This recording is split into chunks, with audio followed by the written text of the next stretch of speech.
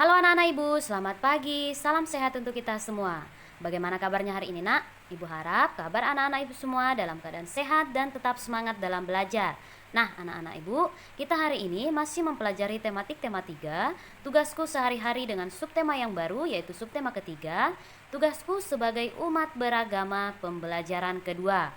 Bukalah buku tematik tema 3-mu halaman 83 dan dengarkan penjelasan dari ibu guru ya nak. Oke, selamat mendengarkan.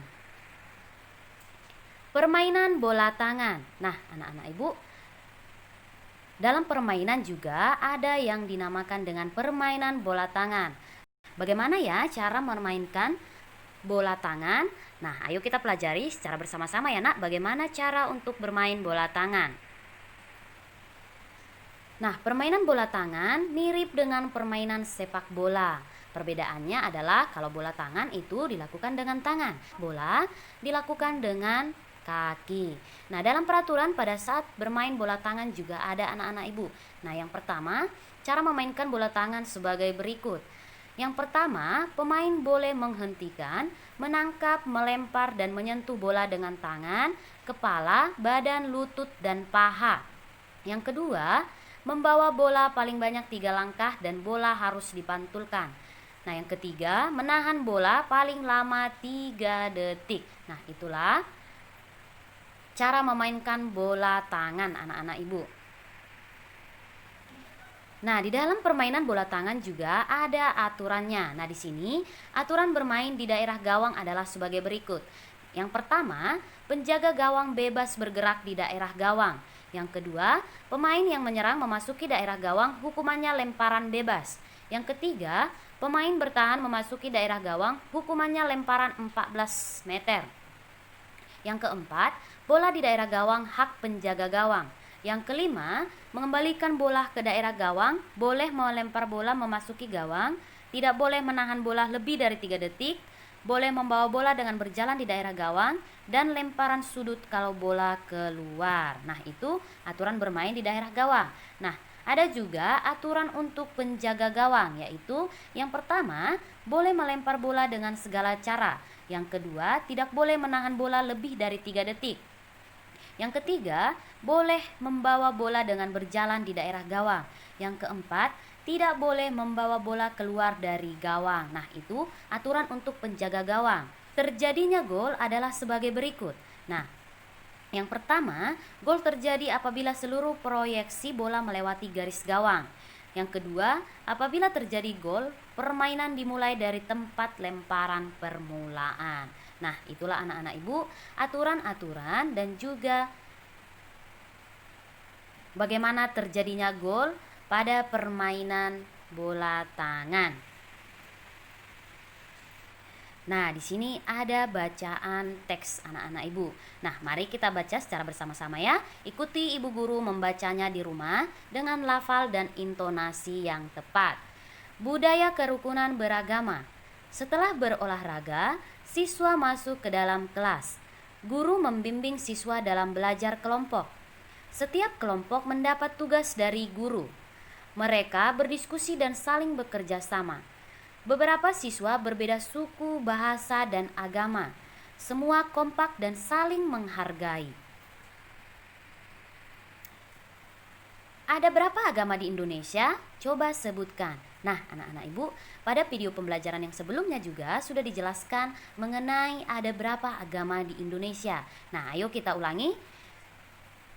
Nama-nama agama yang ada di Indonesia. Nah, jadi anak-anak ibu, agama yang diakui di Indonesia itu ada 6. Yaitu yang pertama adalah Islam, Katolik, Kristen, Hindu, Buddha, dan Konghucu. Nah, jadi keenam agama ini adalah agama yang diakui di Indonesia. Nah, jadi anak-anak ibu, di dalam setiap agama juga memiliki tempat ibadah, hari raya, dan juga kitab yang berbeda-beda. Dan juga pengucapan salam dalam setiap agama juga berbeda-beda. Nah, yang pertama itu ada agama Islam. Nah, agama Islam tempat ibadahnya itu namanya adalah masjid. Nah, sedangkan hari raya pada agama Islam itu adalah Idul Fitri. Dan kitab suci dalam agama Islam adalah Al-Quran.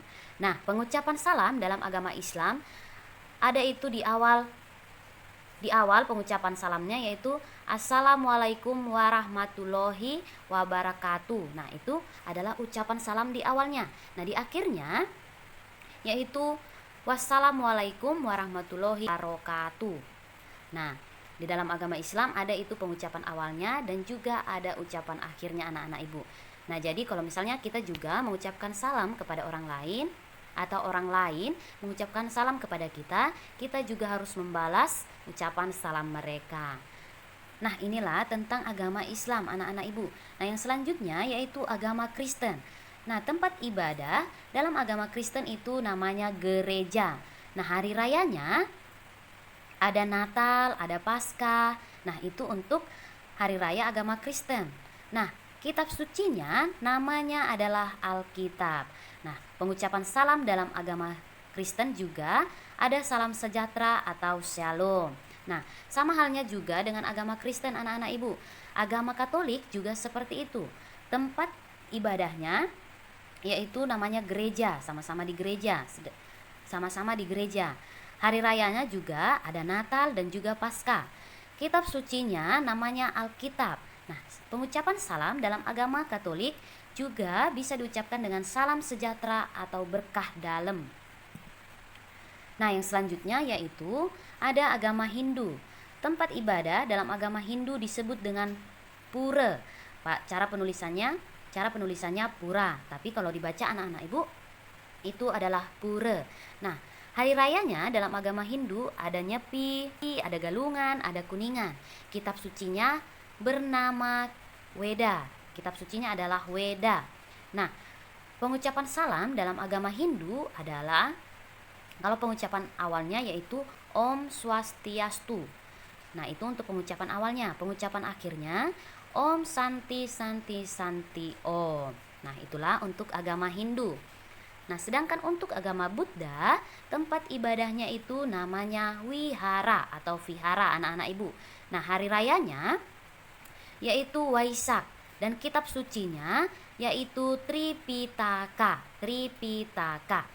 Nah, pengucapan salam dalam agama Buddha yaitu Namo Buddhaya. Nah, itulah untuk agama Buddha anak-anak ibu. Nah, yang terakhir yaitu agama Konghucu. Dalam agama Konghucu, tempat ibadahnya namanya adalah Klenteng. Dan hari rayanya dalam agama Konghucu adalah hari raya Imlek. Dan kitab sucinya adalah Sujing. Pengucapan salam dalam agama Konghucu bisa diucapkan dengan salam kebajikan. Nah, kalau dalam bahasa mereka itu ada pengucapan awalnya Wi Dedong Tian dan pengucapan akhirnya Xian Yu Yide. Nah, karena kita agak sulit untuk mengucapkannya, bisa juga agak sulit dalam pengucapannya. Nah, diartikan ke dalam bahasa Indonesia yaitu adalah salam kebajikan. Nah, itulah anak-anak ibu tempat ibadah, hari raya dan juga kitab suci beserta salam pengucapan dalam agama-agama yang ada di Indonesia, yaitu ada 6. Yang pertama tadi Islam, Kristen, Katolik, Hindu, Buddha, dan Konghucu. Kamu juga harus ingat anak-anak ibu, apa nama tempat ibadahnya, apa aja hari rayanya, apa nama kitab sucinya, dan juga apa pengucapan salam di dalam setiap agama. Apa tugasmu sebagai umat beragama? Nah, anak-anak ibu, pasti kamu juga mempunyai agama, sama halnya seperti ibu guru. Ibu juga mempunyai agama, yang dimana kalau kita mempunyai agama berarti kita juga memiliki keyakinan atau kepercayaan kepada Tuhan yang Maha Esa yang kita sembah. Nah, jadi apa saja ya tugas kita sebagai umat beragama? Nah, mari kita simak penjelasan dari ibu guru ya nak. Coba kamu dengarkan. Tugasku sebagai umat beragama, yang pertama itu berdoa sesuai dengan agama yang dianut. Contohnya, agama Islam melaksanakan sholat. Agama Kristen dan Katolik pergi ke gereja tiap minggu dan rajin membaca Alkitab.